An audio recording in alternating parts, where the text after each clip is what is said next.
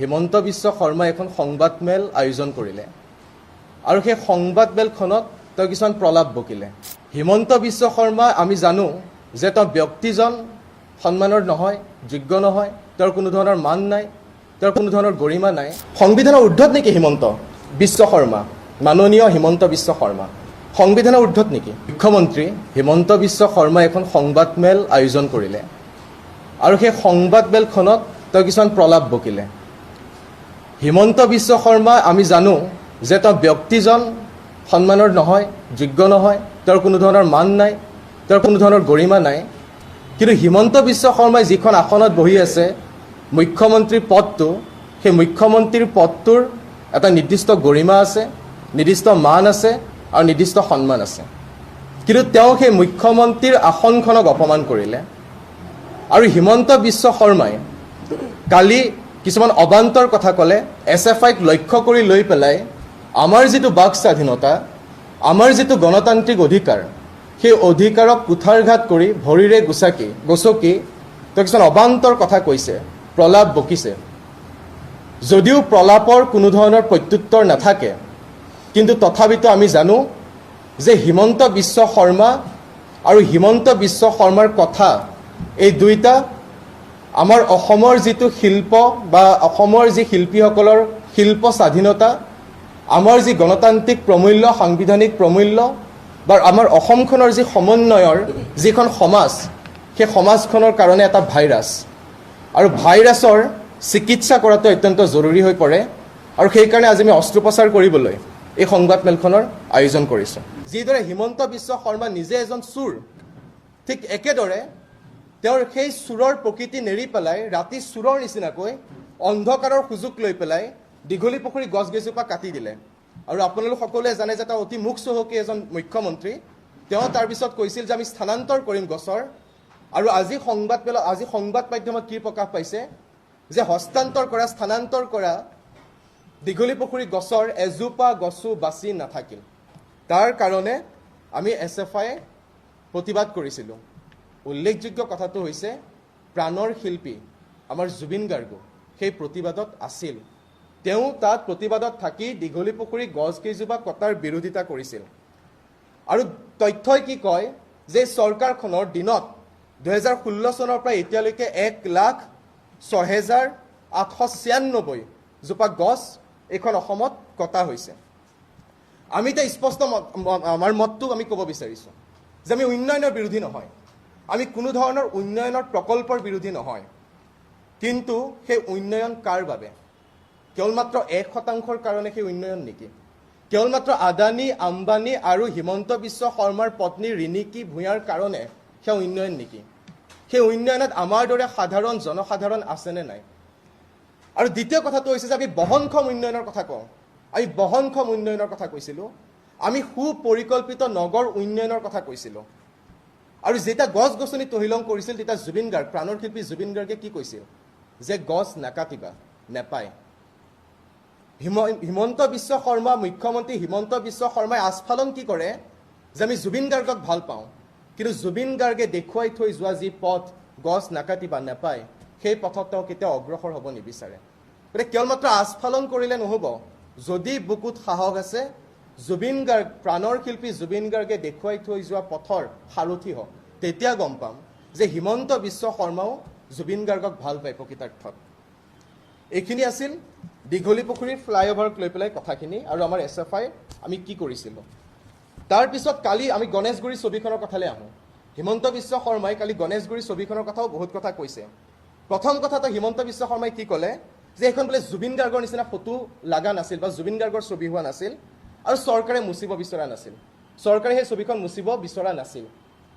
এই কথাখিনি ক্লেৰিফাই কৰিবলৈ হিমন্ত বিশ্ব শৰ্মাক ইমান দিন কিয় লাগি গ'ল? প্ৰথম। দ্বিতীয়, যেতিয়া ছবিখন মুচা হৈছিল তেতিয়া চিত্ৰশিল্পী মাৰ্চেল বৰুৱাই পুনৰ অংকন কৰিবৰ কাৰণে যেতিয়া গণেশগুৰি আহিছিল তেতিয়া প্ৰশাসনে তেওঁক লৈ গৈছিল আৰু প্ৰশাসনে কৈছিল যে 3 জুলাইৰ পিছত অংকন কৰিবা। এই দুটা কথাৰ পৰা এইটো কথা স্পষ্ট হৈ পৰে যে হিমন্ত বিশ্ব শৰ্মাৰ বিজেপি চৰকাৰখনে উদ্দেশ্য প্ৰণোদিতভাৱে গণেশগুৰিৰ পৰা জুবিন গাৰ্গৰ, আমাৰ প্ৰাণৰ শিল্পী জুবিন গাৰ্গৰ ছবিখন মুচি দিয়াৰ ষড়যন্ত্ৰ কৰিছিল। কাৰণ ভয় কিয়? কাৰণ জুবিন গাৰ্গে যাক ভাল পায়, এতিয়া কৈছে যে জুবিন গাৰ্গক টুপি পিন্ধাই দিয়া হয়। আৰে জুবিন গাৰ্গে নিজেই সেই টুপিটো পিন্ধে, আৰু জুবিন গাৰ্গে নিজেই সেই টুপিটো পিন্ধি পেলাই তেওঁ ভাল পোৱা 3জন ব্যক্তিৰ অন্যতম চে গুয়েভাৰাৰ তেওঁৰ যি সংগ্ৰাম, তেওঁৰ যি সমাজবাদৰ কথা বতৰা, তাৰ লগত তেওঁ সংযোগ স্থাপন কৰে। জুবিন গাৰ্গক আমি টুপি পিন্ধোৱা নাই, জুবিন গাৰ্গক আমি সমাজবাদী সজোৱা নাই, জুবিন গাৰ্গক আমি কমিউনিষ্ট বুলি কোৱা নাই।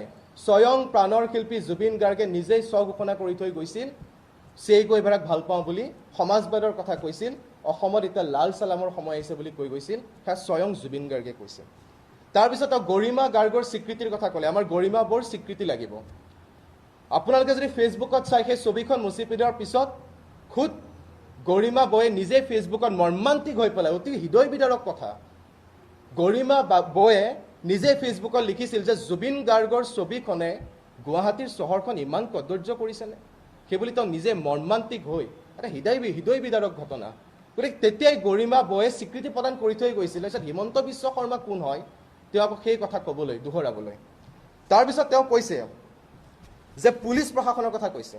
চিত্ৰশিল্পী মাৰ্চেল বৰুৱাক আটক কৰি পেলাই, মানে লৈ গৈ পেলাই পুলিচে বোলে কৈছে তুমি অকণমান ৰৈ দিয়া, আমি ভাল আৰ্টিষ্টৰ দৰে ছবি অঁকাম।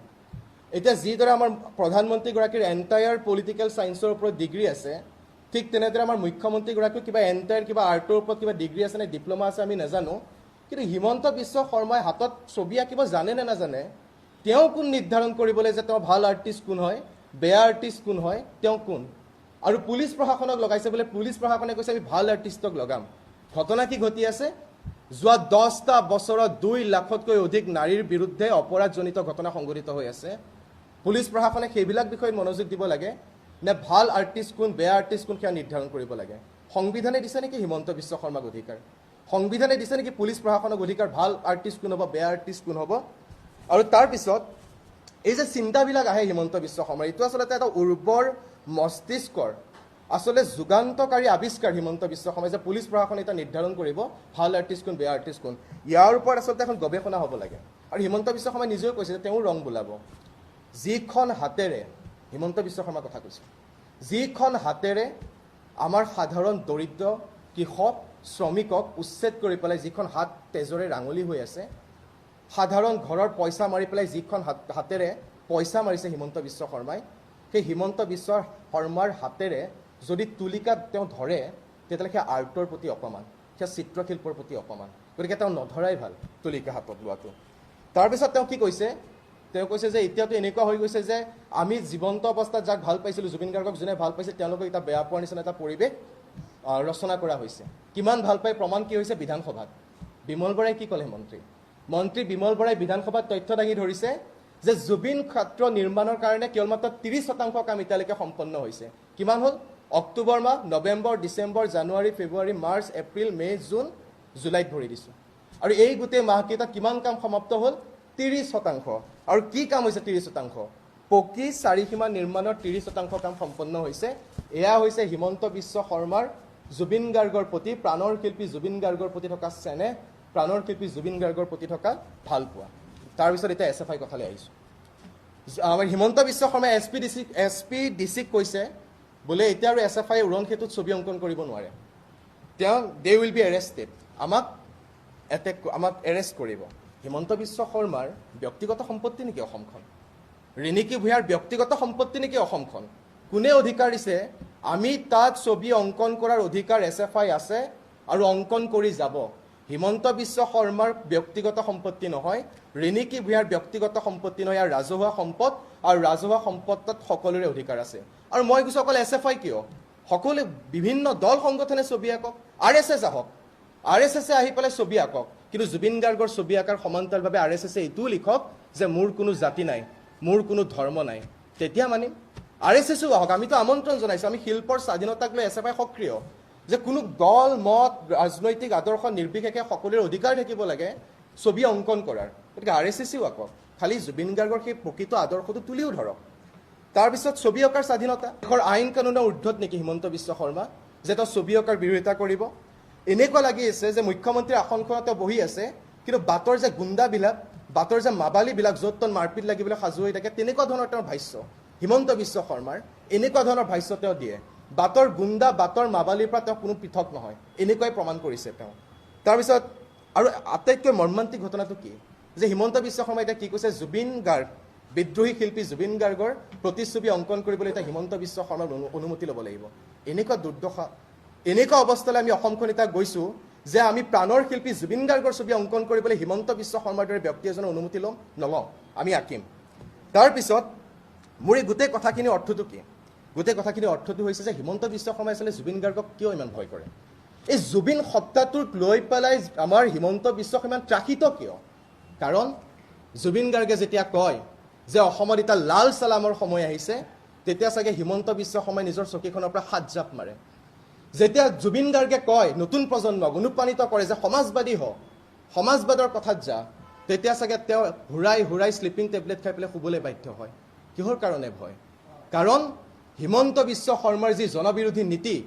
হিমন্ত বিশ্ব শৰ্মাৰ যি ছাত্ৰ সমাজ বিৰোধী নীতি মহিলা বিৰোধী নীতি সেই নীতিক প্ৰত্যাহ্বান জনাই সমাজবাদৰ আদৰ্শই আৰু জুবিন গাৰ্গে সেই সমাজবাদৰ আদৰ্শ পোষকতা কৰিছিল সেইকাৰণে চাগে জুবিন সত্তাটোলৈ আমাৰ হিমন্ত বিশ্ব শৰ্মাৰ ভয় তাৰপিছত তেওঁ কি কৈছে তেওঁ লাষ্টৰ একদম বক্তব্যৰ লাষ্টত তেওঁ কৈছে যে এতিয়া অসমখন SFI খাইছে মোৰ এনেকুৱা লাগে যে হিমন্ত বিশ্ব শৰ্মা আমাৰ ৰমাকান্ত দেউৰী মৰিয়নী ৰূপজ্যোতি কুৰ্মী আৰু আমাৰ জয়ন্ত মল্ল বৰুৱা এওঁলোকৰ মাজত এটা অঘোষিত কম্পিটিশ্যন হৈছে অঘোষিত কম্পিটিশ্যনটো কি যে কোনে বেছিকৈ জোক মাৰিব পাৰে কোনে বেছিকৈ কৌতুক কৰিব পাৰে কোনে দেশ খাইছে SFI দেশ খাইছে নেকি SFI অসমখন খাইছে নেকি কি ৰিপৰ্ট তথ্যই কি কয় তথ্যই কয় যে দেশৰ অষ্টম দৰিদ্ৰ ৰাজ্য হৈছে অসম হিমন্ত বিশ্ব শৰ্মাৰ মুখ্যমন্ত্ৰীত্ব ইয়াত শিক্ষাৰ ক্ষেত্ৰত 28খন ৰাজ্যৰ ভিতৰত আমাৰ স্থান হৈছে অসমৰ 26 স্বাস্থ্যৰ ক্ষেত্ৰত 25 অৰ্থনৈতিক উন্নয়নত 23 ক্ষুধা সূচাংকত 22 গ'ল আৰু আনিছে দেশ খাইছে বুলি কৈছে আৰু কা আনিছে হিমন্ত বিশ্ব শৰ্মাই কা আনিছে বিজেপিয়ে জাতি লৈ গ'ল অসমখনক খালে আচলতে বিজেপিয়ে হিমন্ত বিশ্ব শৰ্মাই কা আনিছে জাতি গ'ল মাটি গ'ল ভেটি গ'ল গতিকে অসমখনক আচলতে খাইছে কোনে তাৰপিছত তেওঁ কিন্তু এটা কথা যে হিমন্ত বিশ্ব শৰ্মাৰ কিছুমান এটা বক্তব্যৰ লগত মই একমত হিমন্ত বিশ্ব শৰ্মাই কৈছে যে সন্ত্ৰাসৰ বিৰুদ্ধে আমি শ্লোগান লিখিব লাগে সন্ত্ৰাসৰ বিৰুদ্ধে আমি মুখৰিত হ'ব লাগে নিশ্চয় আমি মুখৰিত হ'ম আৰু সন্ত্ৰাস ক'ত হৈছে অসমত যেতিয়া সাধাৰণ দৰিদ্ৰ কৃষক খেতিয়কৰ মাটি উচ্ছেদ কৰি তেওঁলোকৰ ঘৰ বাৰী ভাঙি শূন্য দৰত এটকা দৰত পুঁজিপতিক মাটি দিয়া হৈছে আদানী আম্বানীক মাটি বিলাই দিয়া হৈছে গতাই দিয়া হৈছে আৰু তাৰপিছত যেতিয়া মানুহৰ গোটেই ঘৰখন নাইকিয়া হৈছে নিজৰ মাটিৰ পৰা তেওঁলোকক আঁতৰাই পঠিওৱা হৈছে সেয়া হৈছে হিমন্ত বিশ্ব শৰ্মাৰ সন্ত্ৰাস লাইকা দধিয়াত এডোখৰ মাটিৰ বাবে যেতিয়া কুস্মিতা মোৰাঙে প্ৰতিবাদ কৰে আৰু প্ৰতিবাদ কৰাৰ সময়তে যেতিয়া গৰ্ভত নিজৰ পুতেক সন্তানটি মৰি যায় সেয়া হৈছে হিমন্ত বিশ্ব শৰ্মাৰ সন্ত্ৰাস যেতিয়া লাখ লাখ নিবনুৱা এতিয়াতো তথ্যও ভুল কৰে এই নিবনুৱা সমস্যাত ভাৰাক্ৰান্ত হৈ যেতিয়া আমাৰ যুৱক যুৱতীসকলে আত্মহত্যা কৰে সেয়া হৈছে হিমন্ত বিশ্ব শৰ্মাৰ সন্ত্ৰাস যেতিয়া প্ৰশ্ন কাকত ফাদিল হয় আৰু যেতিয়া 20জনতকৈ অধিক ছাত্ৰ ছাত্ৰী আত্মহত্যা কৰিবলৈ বাধ্য হয় আত্মহনন কৰিবলৈ বাধ্য হয় সেয়া হৈছে বিজেপি সেয়া হৈছে হিমন্ত বিশ্ব শৰ্মাৰ সন্ত্ৰাস তেতিয়াহ'লে কেৱল মাত্ৰ গণেশগুৰিতে নহয় অসমৰ প্ৰত্যেকখন দেৱালে দেৱালে সন্ত্ৰাসৰ বিৰুদ্ধে SFI শ্লোগান লিখিব